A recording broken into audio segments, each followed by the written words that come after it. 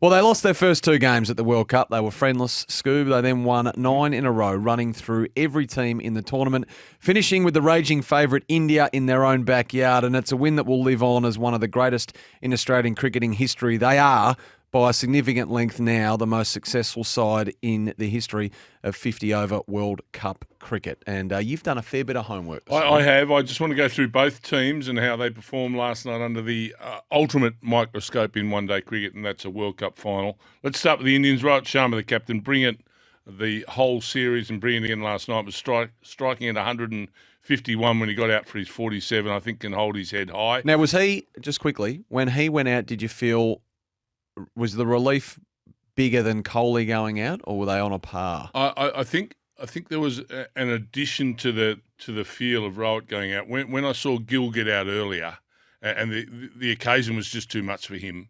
You know, his shot was he's a very accomplished player, and he didn't handle the stage at all. We've spoken on this program about how he's almost on autopilot. He's so zen. He's making it look easy. Nothing phases him. Yep. And last night, and when he played that shot and was the camera went to him and he was remonstrating under his helmet to himself. So I thought things got a bit tough for Gill last night. He'll get another opportunity to win a World Cup. Virat Kohli was just brilliant as per usual. He set himself. It took the Australian skipper to get him out in the end. Was he named player of the tournament? I think he was, Kohli, in the end. So leading run scorer for the tournament as well. But he was. That was a big wicket. Certainly the stadium felt that one more than any other wicket you felt. Yeah, half century of 63 balls in a World Cup final is a good effort from the great Virat Kohli.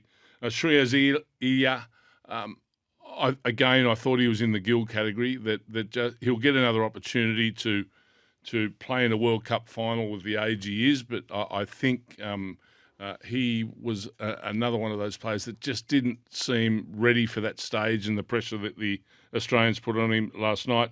I felt a bit for Rahul, Jadeja and Yadav in that they hadn't batted a lot during the tournament, so they were always going to be a little bit rusty. Rahul was excellent. He's got a really good technique.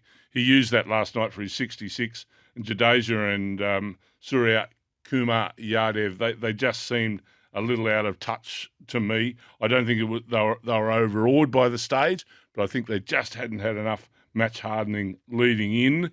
I'm playing a few more innings during the tournament. Bumrah, again, fantastic. He always is. Yadav, I thought, bowled well and did what he could. And Mohammad Siraj, he brings the same thing day in, day out. He's a really good young bowler that's been around his 4 or 5 years now and just continues to improve. So the Indians will be disappointed in their performance, but they were taking on a side that just brought an all-round game to the table that was superb last night. Absolutely superb. Every facet of the game was spot on, and I'll talk about the coach shortly. You look at David Warner at the top of the order. Look, not a great World Cup final for him, but a wonderful tournament for him. His white ball play is still right up there and world class, and he was a major catalyst to the Australians getting to the final. Travis Head's just a superstar, an absolute superstar, and it doesn't matter what form. I think he's a Test match superstar. I think he's a 50-over superstar. And I think he's a 2020 superstar. So I think we're looking at the next Australian captain in Travis Head, and that won't be too far down the track. Hang on. Next Australian captain? I think he will be, yeah. In what format? All. All? Oh, well, he'll probably have to give one of them away to be the Australian captain. I would think he'll probably give the 2020 away at that stage. But, and he's a few years down the track. I mean, Pat Cummins, he signed the document last night, Pat Cummins, for basically as long as he's fit and playing, he'll be captain of Australia. I love that top three for Australia: Warner, Head, Marsh. Sides know that if they don't get it right early doors, the game's over. And Australia have played that consistently, constantly through the tournament. It started to pay dividends as the tournament went on, and that, of course, springboarded them into a final, which now they've won, with Head being the one that came off in the final with his 137. Geez, Marsh looked good for his 15 too, but that was the under edge, wasn't it? That was the ball that just didn't bounce, which we were getting a bit off last night. So, on a quicker wicket, he could have done anything last night. The other wonderful thing I think about the Australian balance at the minute is the Smith-Labuschagne in that middle, with such great hitters at the top and fast scorers. You can hit a flat spot where you can lose quick wickets, and to have Smith and Labuschagne there, I think is a mainstay, and that showed last night. Not so much Smith; he's got some challenges. I think world cricket has learnt to bowl to Steve Smith, so he's just going to have to work on some things to get his batting as relevant as it has been over his career. He's got some challenges in the twilight of his career, I think, coming now, and we'll be interested to see how he adjusts to that during the summer. But I think sides are bowling far better to him now than what they have been in previous years. And with a clear and deliberate plan, or yeah, they are able to hold their line. They're not watching Steve Smith anymore. They're bowling good cricket balls, and good cricket balls, no matter what your technique does, you've still got to play them in the correct manner. And they're just making sure they bowl more good cricket balls to Steve Smith and not worry about him wandering around and thinking I'll angle two in and then I'll do that one. And they're saying no, let's just make it basic and make him take the risks to score the runs. And yet you use the term challenge. If he had challenged that LBW, it would have been overturned. So, but it's funny for a guy who does go upstairs a lot. He didn't on the one that he was not out. Yep. Anyhow.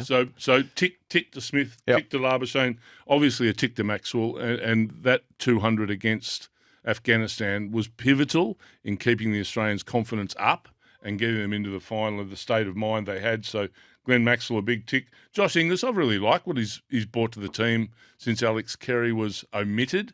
A couple of quick 20s, and he knows what he's up to. He's good, clean gloveman. So 5 catches last night. That might have been a record, I think. Yeah, I think it might have been too. So he's got a genuine future in that 11. Pat Cummins just grew as a captain, as a player, as a person over this tournament, or probably over the last 12 months. He's been really challenged.